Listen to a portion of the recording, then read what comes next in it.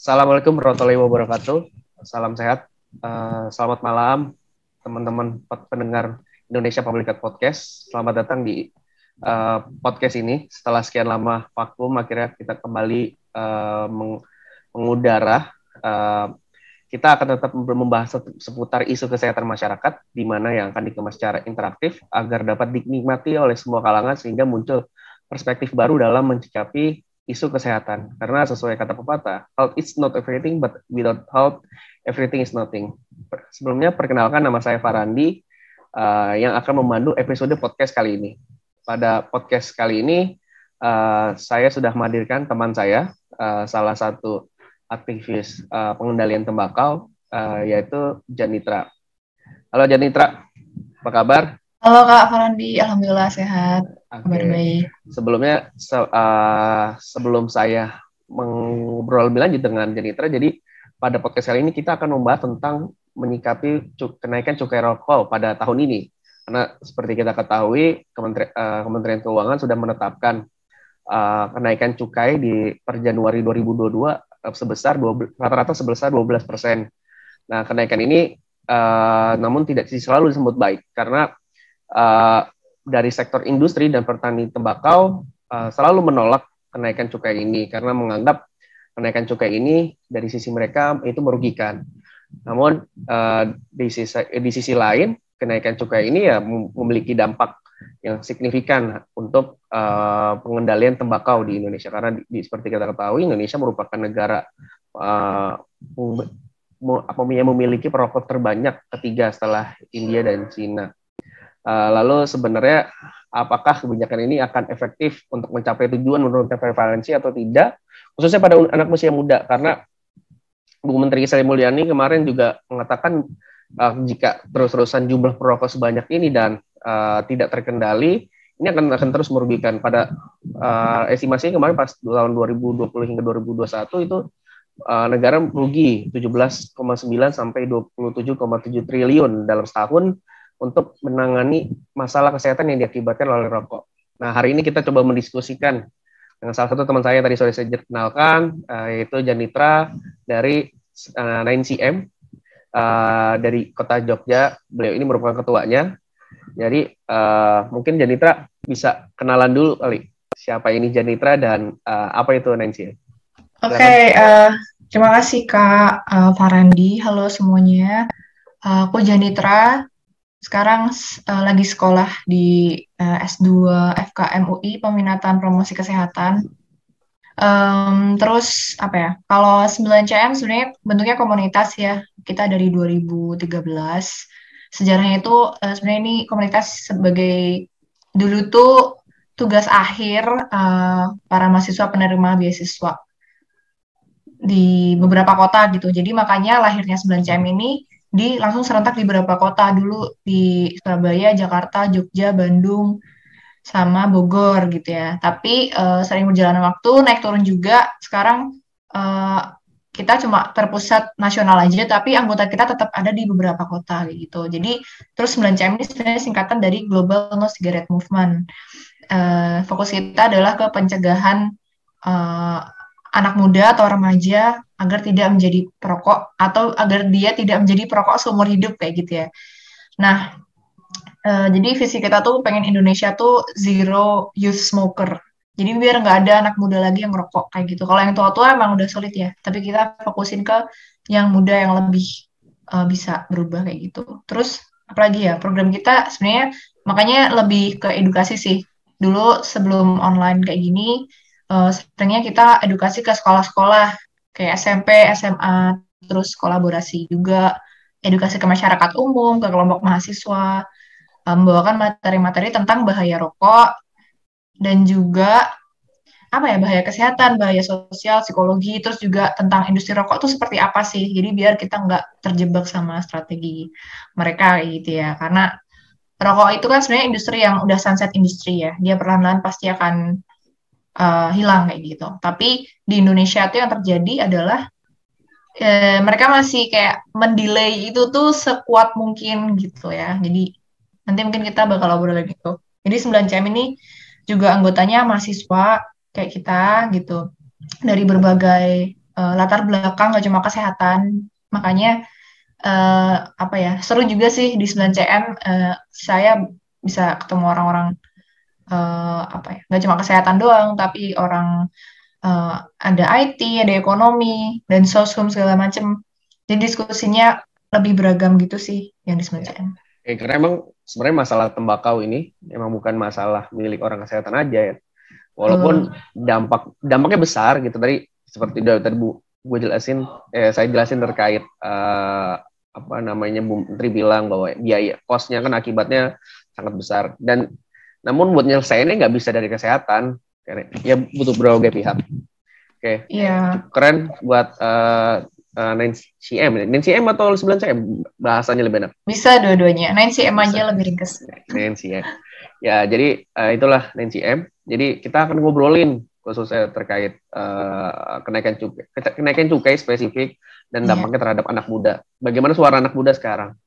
Nah, sebagai awalan Janitra, panggil apa? iya. Janitra, Janet.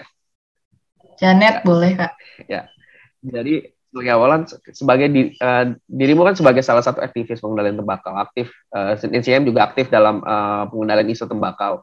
Nah, Iya, ini dan salah satu desakan terkait kenaikan cukai tembakau ini akan berasal dari para aktivis tembakau ini atau pemerhati kesehatan.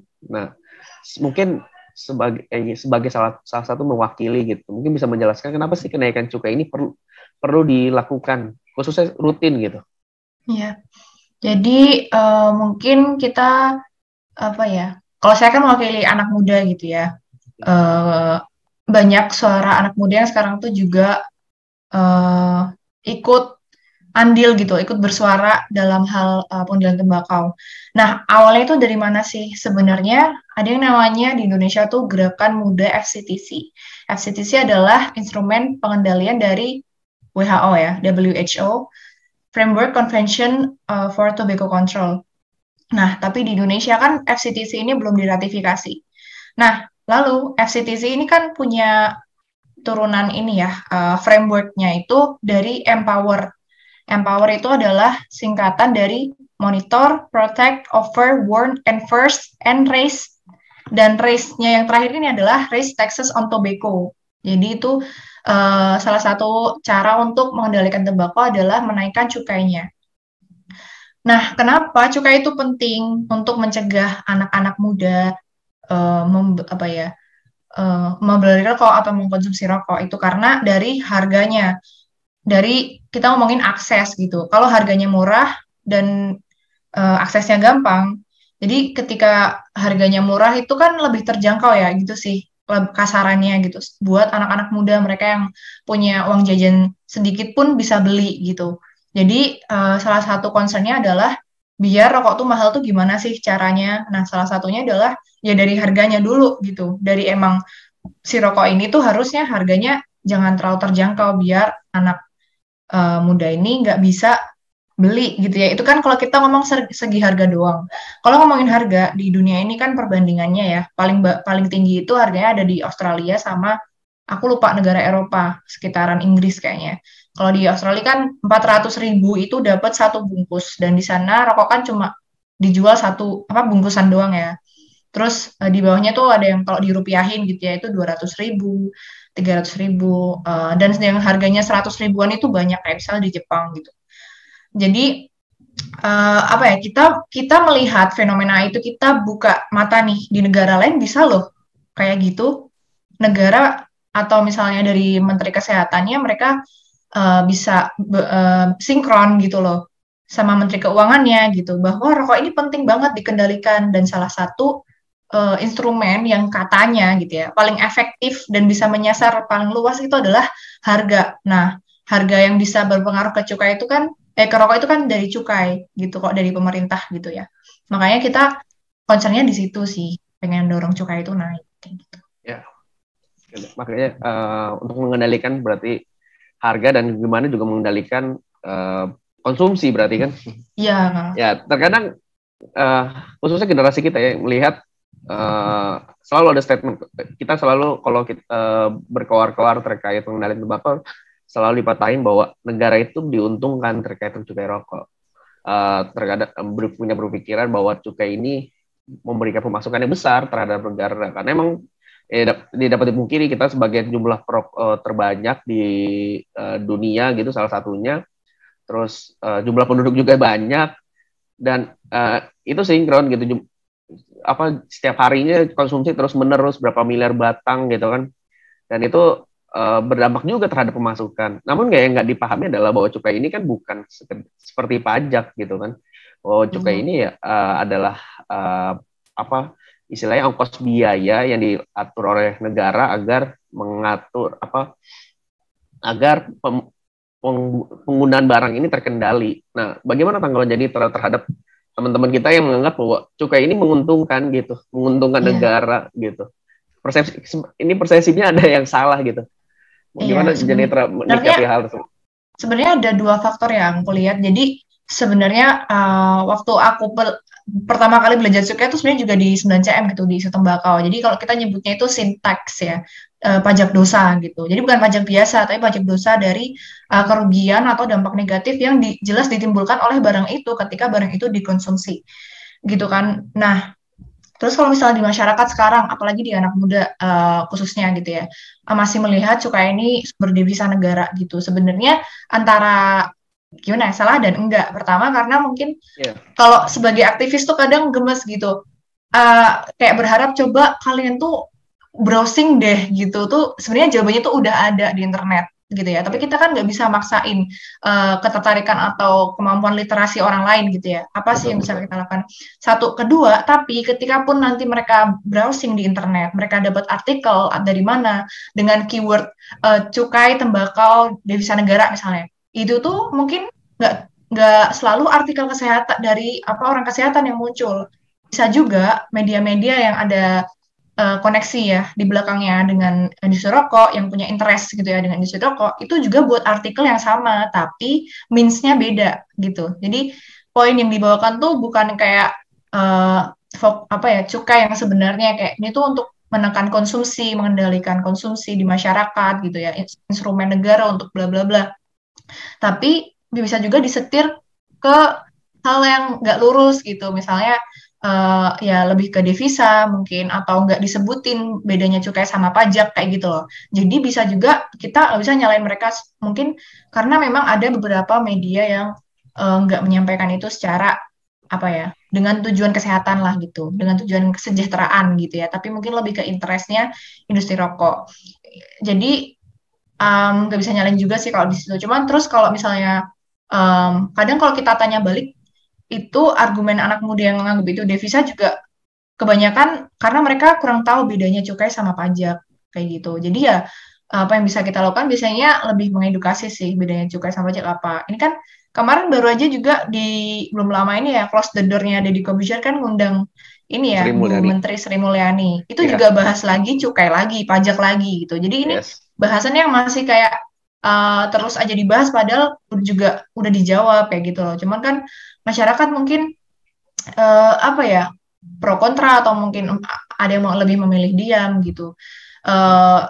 Anak muda bisa sih lebih baik dari ini gitu ya dalam memahami ini karena kita udah punya sumber dengan punyanya internet, kita bisa chat sama orang aja sekarang hampir selalu pakai WhatsApp gitu. Kenapa browsing aja nggak bisa? Nah itu ya, jadi lebih ke itu sih mungkin literasi ya, tapi juga kita punya peran untuk menyebarluaskan itu juga sih kalau dari aku kayak gitu. Ya, emang jadi dilema ya kondisi media sekarang ini, perkembangan media sekarang ini gitu. Ya itu ada pengaruhnya banget.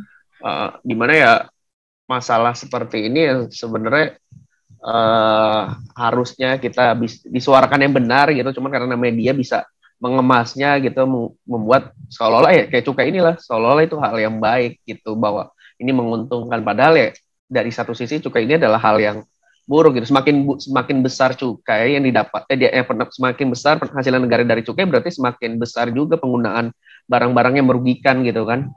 Dasarnya gitu konsep dasarnya. Iya, justru kan berarti berarti cukainya, kalau misalnya cukai kan untuk menekan konsumsi, mengatur konsumsi. Kalau misalnya justru barang yang kena cukai itu konsumsinya tinggi gitu ya, terlalu tinggi, berarti cukainya mungkin belum berfungsi dengan baik gitu. Betul. Jadi kita nggak bisa lihat cukai itu hanya sebagai apa nih yang didapat negara gitu. Tapi peran si cukai itu juga harus kita kaji gitu loh. Kita inget-inget bedanya pajak sama cukai.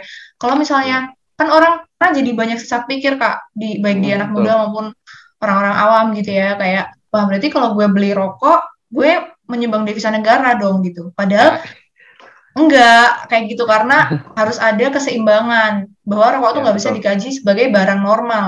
Rokok itu kan barang tidak normal tapi dia legal kayak gitu. Ya, Beda, bukan barang biasa. Nah, banyak orang yang sesat pikir dan mereka punya rasionalisasi sendiri biar betul. mungkin apalagi yang apa ya masih kuat banget dia apa dia ngerokok ke interestnya ke rokok gitu. Jadi kayak biar dia merasa mungkin lebih positif kali ya dengan dia merokok kayak gue itu Ya, ini gue ada sisi positif loh beli rokok karena ke negara gue menguntungkan petani tembakau itu nanti juga ada obrolan lagi bahwa nggak langsung ya nggak ya, selalu seideal itu apa yang kita beli dari produk rokok uangnya masuk itu bukan semata-mata langsung ke petani tapi ya lebih ke industri gitu kalau misalnya ke petani harusnya kayak petani sementara yang sekarang yang paling kaya adalah pemilik industri rokok. Nyatanya di Indonesia, ya, bisa-bisanya orang terkaya di negara ini adalah pemilik industri rokok. Itu kan udah aneh sebenarnya. ya. Itu dan berkorelasi berarti dengan pemasukan negara sebenarnya. Ya, jadi tapi kita lanjut nih Jan, Oke. Janet, terkait salah satu tujuan kenaikan cukai ini adalah bagaimana menekan pengendali konsumsi tembakau gitu kan.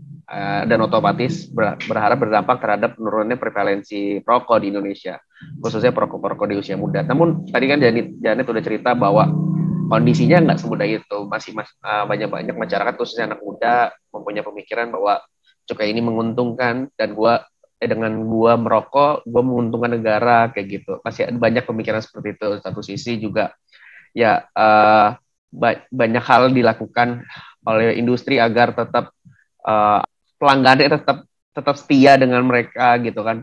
Nah, menurut Janet sendiri seberapa efektif ya sih cukai ini Hmm. terhadap menekan prevalensi perokok ini? Kalau Khususnya pada menurut anak muda ya, kalau karena Janet ini kan mewakili anak muda. Iya, sebenarnya ada beberapa kajian dan campaign yang pernah diikutin 9CM, salah satunya dari CISD, yaitu nama kampanyenya Pulih Kembali. Kita pernah ngadain apa sih pemilu harga. Jadi orang-orang tuh pengennya harga rokok tuh berapa gitu. Jadi semua kayak banyak orang yang ikut campaign itu dan mereka pengen harga rokok tuh berapa. Kalau idealnya kan dari penelitian juga dari PKJS UI ya, Pusat Kajian apa sih Jaminan sosial sosial. ya jaminan sosial itu kan paling nggak 50.000 itu untuk bisa menurunkan perokok. Kalau misalnya belum 50 itu kayak malah ada efek lainnya kayak gitu. Malah belum bisa efektif nurunin. Nah, tadi kenaikan cukai itu kan sebenarnya salah satu instrumen yang emang dikatakan efektif ya. Mungkin emang dampaknya itu bisa langsung kerasa ya dari harga kita bisa mengukurnya gitu. Tapi kalau misalnya di sisi yang lain kayak tadi empower tadi ya, cuma di raise tax-nya doang tapi empower WA-nya yang lain tuh belum bagus implementasinya, bisa jadi ya nggak seefektif yang kita harapkan dari cukai ini gitu. Kenapa? Karena eh, pertama untuk ini ya penjualan rokoknya itu masih bisa ketengan kan. Iya. Kayak tadi juga perbandingannya misal 400.000 nih di Australia, tapi di Indonesia cuma cukup 1.000 perak aja semua orang nggak kenal umur gitu ya bisa dapat rokok kayak gitu. Jadi terus juga dari aksesnya terus iklannya juga masih ada di mana-mana di Indonesia termasuk Indonesia dibandingkan dengan negara Asia Tenggara ya itu paling longgar iklan rokoknya di TV di luar ruangan gitu. Terus juga di internet sekarang masih belum ada aturan yang jelas. Jadi bahkan iklan rokok tuh bisa muncul di tengah anak-anak main game, di tengah orang nonton YouTube gitu iklan. Kedua untuk pencegahannya juga, misalnya di sini ada protect people from tobacco smoke. Misalnya ini lewat KTR ya. Nah, KTR itu belum ada di semua apa sih aturannya ya. Perda KTR itu belum ada di semua kabupaten. Nah, gimana caranya kalau belum ada perda KTR-nya? itu orang bisa terlindungi si perokok pasifnya misalnya itu. Terus juga menurut aku kalau misalnya apa ya remaja itu harus dideketin. Kita nggak bisa minta mereka yang datang ke konselor atau minta mereka yang datang ke puskesmas untuk konseling berhenti merokok, nggak bisa. Jadi untuk protect people itu juga termasuk kita yang mendekati remaja untuk melindungi mereka dari gencaran iklan rokok gitu ya, gencaran rokok-rokok yang ada di mana-mana, apalagi sekarang rokok elektronik ya, itu juga pemasarannya udah sampai ke mall-mall gitu ya, kayak barang mewah, barang keren gitu ya.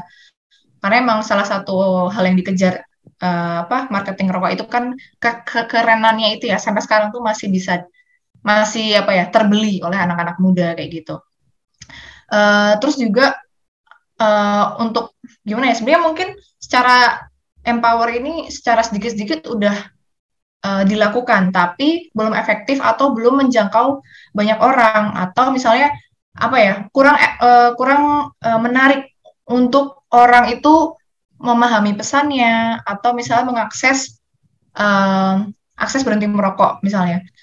Kalau aku dengar-dengar jadi dari apa ya pelatihan untuk nakes untuk biar puskesmas di Indonesia tuh semuanya punya UBM atau unit berhenti merokok. Itu baru 400 puskesmas yang dilatih dari 10.000 di Indonesia. Jadi kayak memang mungkin belum merata juga gitu dan orang yang puskesmas yang udah punya UBM belum tentu banyak yang datang ke situ juga. Kalau itu aku belum tahu risetnya gimana ya, tapi dengar-dengar selama pandemi juga tambah sepi. Maksudnya mungkin karena orang kan apa ya? Sebenarnya COVID sama rokok kan juga ada hubungannya ya, tapi Betul. mungkin orang nggak langsung oh gue harus berhenti gitu. Malah mungkin ada apa aku dengar dari hasil riset bahwa penjualan rokok tuh malah ada tren kenaikan karena mungkin kayak orang di rumah ngapain ya nggak kerja atau WFH di rumah bukan KTR gitu ya. Kalau misalnya itu kan wilayah pribadi ya. Kalau di kantor kan KTR kayak gitu misalnya tempat kerja. Jadi dia bisa ngerokok kayak gitu loh. Jadi apa ya emang cukai ini bagus bukan berarti dia jelek gitu ya. Cukai tetap harus kuat tapi kita perlu ingat kalau misalnya mau sampai ke perubahan yang diharapin ya perlu juga usaha yang komprehensif. Nah, salah satunya makanya apa sih yang ngatur tembakau di Indonesia? Yaitu adalah peraturan pemerintah nomor 109 tahun 2012 yang harusnya udah direvisi ya. Ya. Gitu. Ya, itu. Ya, sekarang emang kompleks ya berarti sebenarnya. Kompleks banget. Kalau cukai ini nggak hanya sekedar untuk bisa menurunkan gitu, butuh kebijakan komprehensif agar bisa menurunkan gitu ya. Ya kayak tadi bagaimana UBM dimaksimalkan, bagaimana tadi ada kebijakan lain seperti PPK 109 gitu. Nah, saya emang mungkin bisa diceritakan sedikit kondisinya seberapa urgent gitu kebijakan untuk mendukung kenaikan cukai rokok ini. Khususnya terkait pengendalian tembakau karena kalau saya lihat sih yang konsisten kalau dalam hal beberapa tahun ini terkait pengendalian tembakau yang konsisten adalah kebijakan terkait cukai ini gitu karena dari sisi politis melihatnya saya sendiri melihat bahwa pemerintah juga punya target untuk meningkatkan pendapatan kan karena pemerintah salah satu orientasinya kan adalah ekonomi gitu jadi kita sebenarnya diuntungkan juga gitu gimana walaupun kita kenaikan cukainya nggak sesuai dengan keinginan orang kesehatan tapi tetap naik gitu walaupun step by step ini kan 2 tahun sekali 2019 kemarin 2020 sekarang 2022 step by step gitu di kenaikannya. Nah ini menurut Janet seberapa penting sih seberapa urgent gitu kebijakan-kebijakan yang untuk mendukung pengendalian tembakau ini khususnya banyak yang hal disuarakan beberapa waktu ini adalah kenaikan revisi dari PP 109 tahun 2012. Janet bisa ceritakan? Urgensinya sebenarnya kita lebih ke ini sih kalau kita melihat hak anak ya, hak perlindungan anak, hak kesehatan anak, hak kesejahteraan anak. Jadi banyak banget hal hak kesejahteraan mereka yang dilanggar Kak dengan longgarnya aturan untuk mengatur iklan rokok gitu ya dan juga pemasarannya gitu sebenarnya. Dan juga sebenarnya dari survei misal Global Youth Tobacco Survey tahun 2019 yang terakhir ini usia 13 sampai 15 tahun itu masih sebagai kategori yang memulai kategori mulai merokok gitu ya, yang paling banyak. Jadi kalau 13-15 tahun SMP ya, gimana cara kita bisa melindungi anak SMP? Karena ketika ya mereka udah mulai merokok, itu adalah titik awal dari mereka jadi perokok seumur hidup, kayak gitu. Dan dari survei perkembangan sosial juga semakin apa ya, semakin awal seorang anak atau remaja mulai merokok itu efek kecanduannya bakal lebih persisten, lebih kuat dibandingkan orang yang mulai merokok di umur yang lebih dewasa, misalnya 18 tahun gitu. Karena apa? Adaptasi otaknya udah kena nikotin dari kecil kayak gitu. Yeah. Nah, jadi kalau misalnya dilihat dari situ kan anak-anak ini dirugikan banget. Mungkin kenapa? Karena mereka merokok itu kan ikut-ikutan doang ya pasti. Maksudnya bukan yang mengkaji rokok ini bahaya apa enggak, karena mereka pun belum bisa berpikir serasional itu gitu. Kalau mereka belum bisa mempertimbangkan hal tersebut secara rasional, jadi tugasnya siapa yang secara adil bisa berperan? Ya orang, ya kita yang orang dewasanya ya pemerintah gitu, orang kesehatan, mungkin juga orang tuanya sih sebenarnya gitu ya. Tapi kan ada hal-hal di luar keluarga yang nggak bisa dikontrol gitu, kayak misalnya lebih ke pemasaran iklan, misalnya anak baru keluar rumah udah ada iklan rokok, dalam perjalanan dia ke sekolah berapa iklan rokok gitu ya, Buka meskipun HP, mungkin iklan buka rokok. HP lagi nonton Tayo gitu, ada iklan rokok. Ya, meskipun nggak ada bentuk rokoknya sih, tapi kan brand rokok itu sekarang warnanya bagus-bagus banget ya. Itu tuh Betul. emang disengaja gitu. Kenapa diambil warna kuning, warna-warni, terus terkesan kayak permen, ya. Ya. Itu emang mereka ini menjadi sasaran industri rokok gitu. Jadi makanya ada ini ya, ada campaign juga dari Gerakan Muda FCTC juga waktu itu, atau dari SFA ya, Smoke Free Agents. Itu hashtag tolak jadi target gitu. Karena emang anak ini adalah target empuk banget dari industri rokok, karena emang mereka nyasar tadi, semakin muda anak bisa ngerokok itu semakin awet adiksinya gitu ya. Ya sebenarnya kalau misalnya informasi kayak gitu ya, kita mungkin nggak nggak umum, apa bukan informasi yang gampang didapat gitu. Tapi teman-teman kalau mau tahu percakapan diskusi gitu ya di balik industri rokok itu seperti apa, gimana mereka jahatnya tanda kutip ya menyasar ke anak-anak, itu coba baca buku Giant Packs of Lies. Itu tulisannya siapa? Ya, aku lupa namanya. Jadi dulu beliau ini wartawan, tapi beliau menuliskan dalam buku bahasa Indonesia itu tentang uh, uh, dokumen internal industri rokok. Dan sebenarnya itu filenya ada juga ya di dalam bahasa Inggris yang udah lengkap. Seperti itu. Jadi urgensinya emang lebih ke anak-anak, terus juga generasi emas Indonesia gitu ya, bonus demografi gitu. Kalau misalnya banyak anak muda yang masih ngerokok, bonus demografi ntar juga beban penyakitnya juga bisa jadi malah meledak Ya. juga kayak gitu kalau banyak yang ngerokok.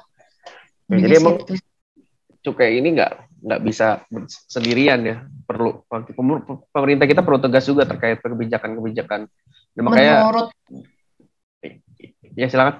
Menurut kita sih gitu, karena makanya di gerakan-gerakan anak muda kayak 9CM dan juga jaringan kita tuh, kita advokasi itu jalan terus, tapi juga selalu ngomongin tentang hal-hal tadi, kayak gimana ngejauhin anak dari rokok, terus gimana misalnya yang pengen berhenti ngerokok, ngomongin harganya, ngomongin aksesnya, ngomongin iklannya, kayak gitu. Ya, istilahnya bergerak secara vertikal tetap dengan mengadvokasi, dan kita juga sebenarnya dari orang kesehatan maupun dari aktivis pengendalian tembakau tetap bergerak secara horizontal dengan cara mengedukasi masyarakat gitu dalam hal pengendalian tembakau ini. Ya, emang PR kita bersama lah, nggak bisa dengan kenaikan cukai udah selesai beres, istilahnya perang berakhir dengan industri rokok gitu. Maksud saya sekarang ini juga ya, salah satu yang digaungkan adalah menggaungkan revisi PP ke 109 ini, di mana isi peraturan-peraturannya ini mengatur tentang pengendalian tembakau. Banyak poin-poin penting yang sudah harus diupdate gitu. Salah satunya adalah tentang tembakau alternatif, tentang cara-cara promosi yang sudah sebenarnya dibahas lalu tuh masih konvensional, sedangkan sekarang sudah 4.0, di mana cara promosinya juga semakin update gitu. Sehingga ya harusnya pemerintah terkadang saya sendiri melihat kayak pemerintah merasa dalam hal pengendalian tembakau dengan kenaikan cukai udah beres semua gitu. Udah ini udah pasti bisa kok tentang mengendalikan prevalensi. Padahal kalau dari RPJMN juga penurunan angka prevalensi rokok pada usia anak-anak kan tidak signifikan. Padahal targetnya dari 9,1 di 2015 di 2024 akan jadi 8, berapa sekian gitu. 8,7. 8,7 dan kayak sebenarnya ini bakal kenyataan apa enggak sih, atau serius enggak sih bakal seperti itu ya nggak sih ya. Jadi itu ragu ya. Salah satunya juga kenaikan cukai ini juga kan tidak tadi udah diceritain gimana nggak diiringi kebijakan gitu, karena di satu sisi jual ketengan juga masih nggak diatur gitu kan ya. Adalah beberapa daerah sudah mulai memperketat terkait penjualan ketengan. Terus kedua, rokok ilegal atau yang harganya juga lebih murah atau juga ada tren sekarang namanya tingwe, ngelinting sendiri gitu kan, atau ngelinting dewe kalau bahasa Jawanya kan. Terus ada juga tren kondisi di mana mereka ini migrasi ke rokok elektronik gitu, yang sebenarnya kalau secara hitung-hitungan bisa jadi lebih murah dibanding rokok konvensional gitu. Karena emang masalahnya ini adalah bisnis candu ya. Gimana kita melawan kecanduan dan mereka memanfaatkan kecanduan orang-orang ini agar terus menggunakan. Jadi berbagai cara dilakukan walaupun harga semahal apapun itu. Dan bagaimana tanggapan Janitra melihat kondisi itu? Tadi bener banget ya yang jual candu itu, karena dari dokumen internal industri rokok mereka itu ada percakapan pimpinan-pimpinan di industri rokok itu bahwa kita itu menjual nikotin. Sedangkan rokok atau barang-barang bentuk-bentuk lainnya itu hanyalah vehicle-nya, kendaraannya, gimana cara nikotin bisa masuk ke tubuh manusia. Jadi mau bentuknya rokok elektronik, shisha dan lain-lain selama itu bahkan dibilang nggak ada tembakaunya ya. Tapi kalau ada nikotinnya itu masih bisa gitu ya. Maksudnya mereka ini nih yang masih kita jual sebenarnya ini kayak gitu. Nah, terus kalau Tingway ini bener ya, aku lihat di depan mata aku sendiri. Jadi ada teman-temannya ya seseorang lah gitu. Kita lagi nongkrong bareng. Di lingkungan dirimu lah ya. Di lingkungan aku gitu ya. Aku sih diem-diem aja ya gitu ya. Tapi aku ngeliat aja. Jadi gini. Jadi satu orang itu yang aku kenal gitu ya. Terus temannya 3. Nah, 3-3-nya ini anak muda, cowok-cowok semua. Anak muda tapi seumuran berapa ya? Ya mungkin 27 ke atas, 25 ke atas. Mereka itu keluar mau makan doang. Bawanya udah bukan bungkus rokok sama korek, tapi pouch. Pouchnya itu isinya apa? Tembakau, daun tembakau yang udah dikeringin, kertas, rokoknya, lem kertas, sama alat buat melintingnya. Kan sekarang misalnya dijual online tuh banyak ya. Pokoknya dia tinggal masukin daun sama kertasnya terus diputer gitu, udah jadi tuh lintingan rokok. Bakar. Dan lalu dibakar. Mereka bahkan ada yang bawa filter, ada yang nggak bawa. Jadi kayak bener-bener apa sih keasikan setelah makan itu apa? Dan mereka gini sambil ngobrol tuh. Jadi apa ya? Menurut aku perilaku adiksinya semakin kelihatan, tau gak sih? Ya. Jadi benar-benar mereka nggak bisa lepas dari itu gitu. Bahkan ya mungkin buat mereka juga dengan alasan mungkin lebih murah atau lebih apa. Jadi trennya sekarang kayak gitu, dari tiga-tiganya bawa pouch sendiri. Kayak aku, wow. Sekarang anak muda kayak ibaratnya they want to do anything. Di Jogja? Di Jogja. Di Jogja tuh termasuk sekarang ini ya Kak, kalau di Jogja nggak tahu di kota lain, toko-toko tembakau itu semakin banyak. Dan kita ya masih regulasinya juga belum nyampe ke situ kali ya gitu kan. Jadi ya itu tren baru yang nyata udah terjadi. Terus apalagi sih pertanyaannya ya itu maksudnya trennya udah ini ya. Maksudnya gini, anak muda tuh ngerasain banget loh gimana kita tuh hidup dengan rokok tuh sebagai hal yang normal. Jadi sebuah kebutuhan juga. Jadi kebutuhan. Itu aja di lingkungan terdekat aku misalnya kita kaitan dengan orang-orang berpendidikan tinggi atau orang-orang dengan background kesehatan, itu aja masih ada circle yang orang merokok. Bayangin orang-orang yang jauh lebih awam dari itu, mereka yang jauh dari kita misalnya. Kita nggak tahu segimana terjadinya di sana. Mungkin ada anak kecil yang bisa beli rokok. Apalagi Indonesia kan beberapa tahun belakangan itu masih ini ya, jadi baby smoker country ya julukannya gitu. So it's something menurut saya itu tuh cukup kacau sih di sini. Kalau misalnya mau lihat ke bawah, anak-anak yang di bawah 18 tahun segimana mereka gampangnya dapat rokok, dan yang udah di atas 18 tahun mungkin ketika mereka kecanduan rokok secandu itu gitu. Ya. Ini menjadi tantangan sih emang betul. Apa namanya istilahnya kita tuh punya naluriah, punya otak gitu kan, sehingga ada hambatan dan barrier di depan kita, ya kita pasti akan mencari cara gitu untuk itu ya, mulai tadi tingwe gitu ya, trennya buktinya udah ada gitu, udah banyak lah mulai anak-anak muda tuh ya bagaimana untuk melampiaskan kecanduannya ya dengan mencari cara gitu.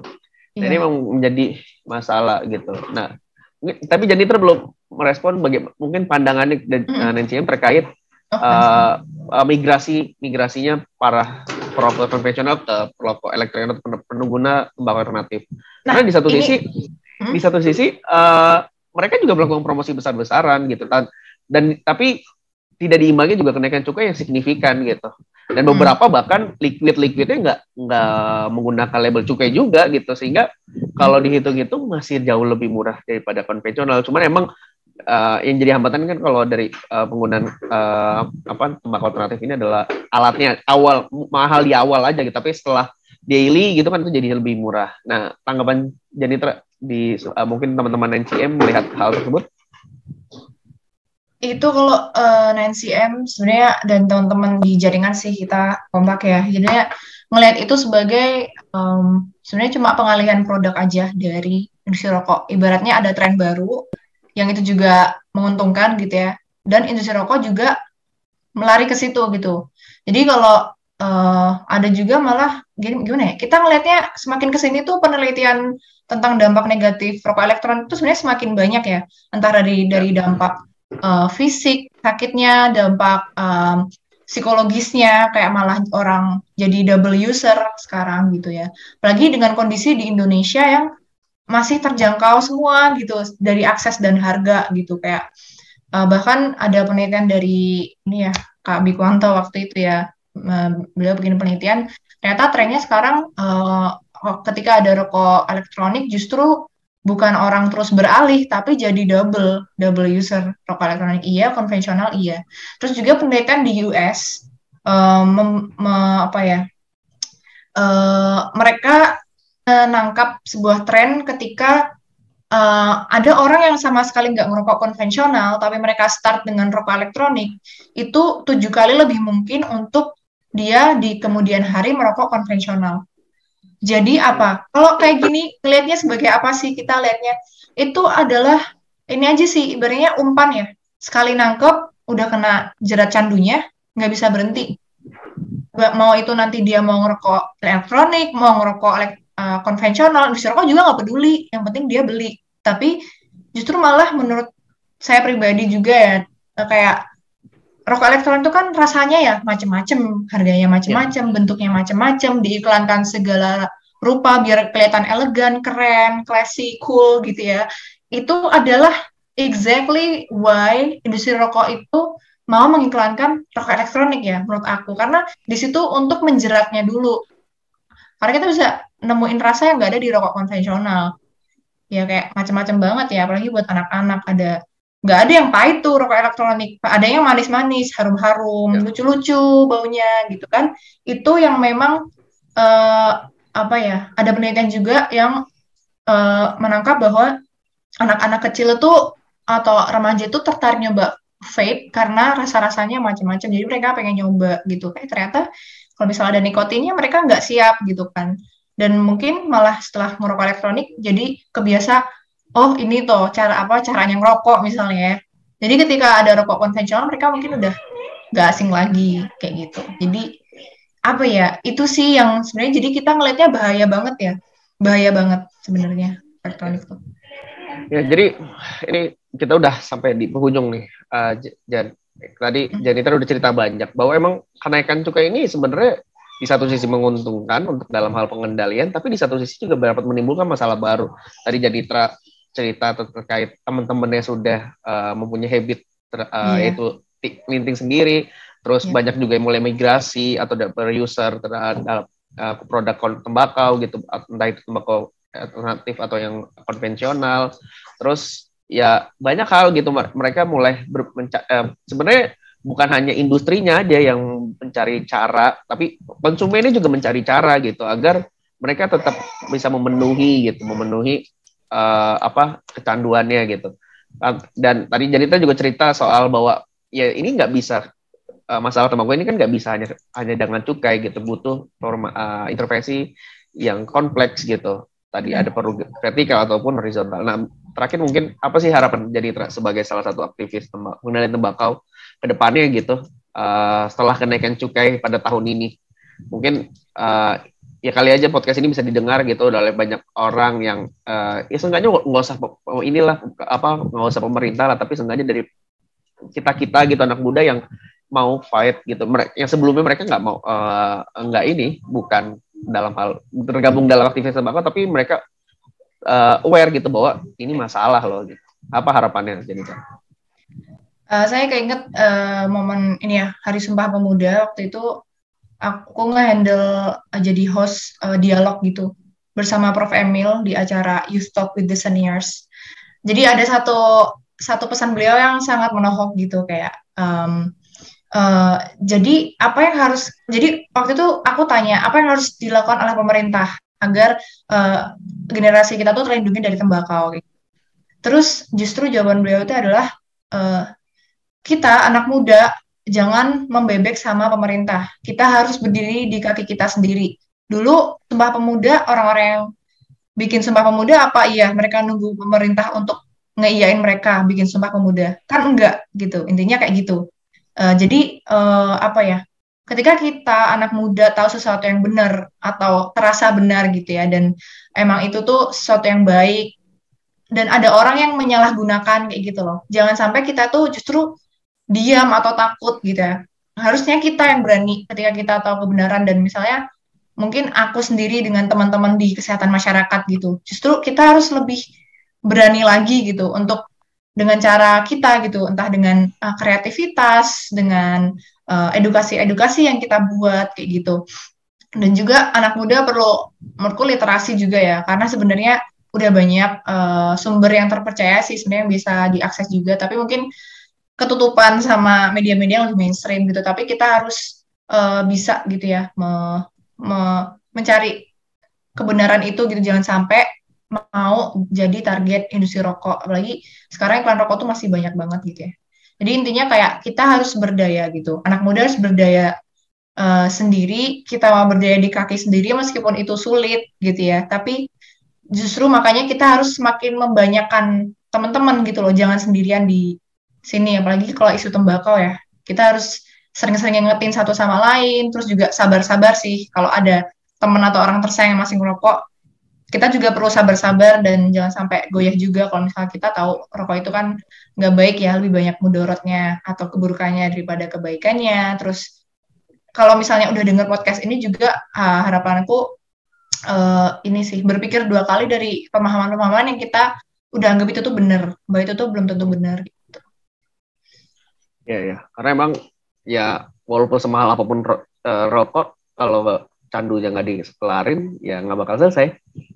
Ya susah ya kalau udah bicara candu kan. Oke, makasih banyak Janitra atas insight-nya di malam ini. Banyak hal kita ngomongin terkait tembakau.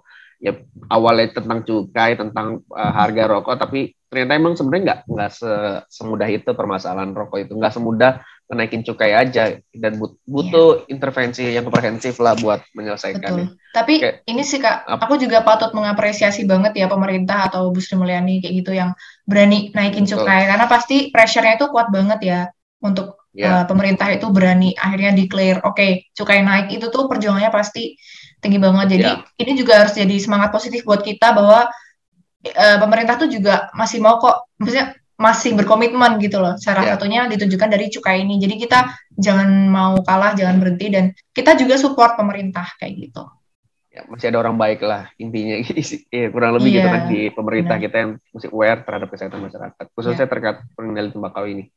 Oke. Makasih banyak Janitra. Mungkin sebelum menutup ada sosial media atau hal yang ingin dipromosikan melalui podcast ini, sosial media Janitra atau UNCM?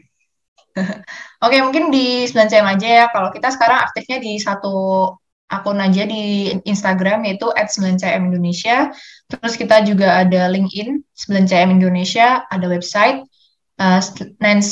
nancymIndonesia.org, sama apa lagi ya? Kayaknya itu sih yang Oke. aktif. Ya, nanti bisa dilihat. Bisa Mungkin banget. kalau pengen tahu pergerakan-pergerakan anak muda gitu dari Jogja Ya, ini khususnya terkait pengendalian tembakau, mungkin bisa dilihat-lihat teman-teman ya nanti ke sosial media langsung. Sekali lagi makasih banyak Janitra, makasih sudah mau mendengarkan dan atau menonton podcast Indonesia Public Health. Nantikan episode selanjutnya. Insya Allah kita akan kembali rutin. Jadi podcast ini akan ditayangkan melalui YouTube di channel IAPMI Official dan platform podcast kami seperti Spotify, Google Podcast dengan nama Indonesia Public Health Podcast. Jika Anda suka dengan podcast ini, podcast kami, jangan lupa like dan share konten ini agar orang lain juga tahu tentang konten ini. Terima kasih. Selamat malam. Wassalamualaikum warahmatullahi wabarakatuh.